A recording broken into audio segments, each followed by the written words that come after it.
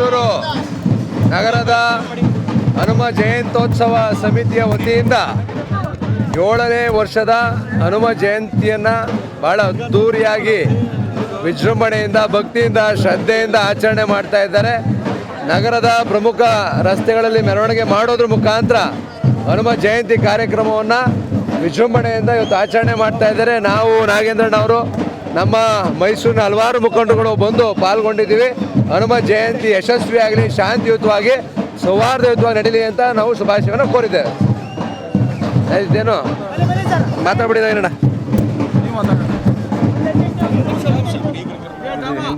ಆಯ್ತು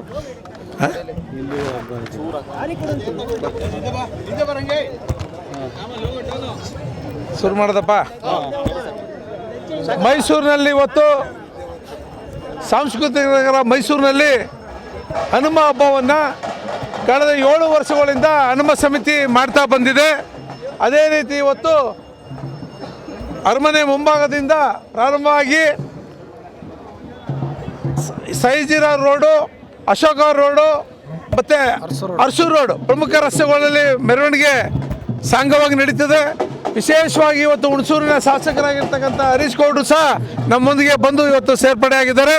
ಇವತ್ತು ಸಾವಿರಾರು ಸಂಖ್ಯೆಯಲ್ಲಿ ಇವತ್ತಿನ ಹನುಮ ಭಕ್ತರು ಸಾವಿರಾರು ಸಂಖ್ಯೆಯಲ್ಲಿ ಬರ್ತಾ ಇದ್ದಾರೆ. ಅದ್ಧೂರಿಯಾದಂಥ ವಿಜೃಂಭಣೆಯ ಒಂದು ಮೆರವಣಿಗೆ ಮೈಸೂರು ನಗರದಲ್ಲಿ ಪ್ರಮುಖ ಬೀದಿಗಳಲ್ಲಿ ನಡೀತದೆ. ಈ ಒಂದು ಕಾರ್ಯಕ್ರಮಕ್ಕೆ ಮೈಸೂರಿನ ಸಂಸದರಾಗಿರ್ತಕ್ಕಂಥ ಯದುವೀರ್ ಒಡೆಯರವರು ಸಹ ಬಂದು ಜಾಯ್ನ್ ಆಗ್ತಾರೆ ಇನ್ನು ಸ್ವಲ್ಪ ಹೊತ್ತಲ್ಲಿ. ಮತ್ತು ಸಾವಿರಾರು ಸಂಖ್ಯೆಯಲ್ಲಿ ಯುವ ಮಿತ್ರರು ಸಹ ಬಂದು ಇವತ್ತು ಪ್ರಾರಂಭ ಮಾಡ್ತೀವಿ. 11ವರೆಗೆ ಈ ಒಂದು ಮೆರವಣಿಗೆಯನ್ನು ಪ್ರಾರಂಭ ಮಾಡೋಕ್ಕೆ ರೆಡಿ ಮಾಡ್ತಾ ಇದ್ದಾರೆ. ಮತ್ತು ಮೆರವಣಿಗೆ ಅತ್ಯಂತ ಯಶಸ್ವಿಯಾಗಲಿ, ಶಾಂತಿಯುತವಾಗಿ ಮೈಸೂರಲ್ಲಿ ನಡೀಲಿ ಅಂತಕ್ಕಂಥ ಮನವಿಯನ್ನು ಈ ಸಂದರ್ಭದಲ್ಲಿ ಮಾಡ್ತಾಯಿದ್ದೀವಿ. ಓಕೆ.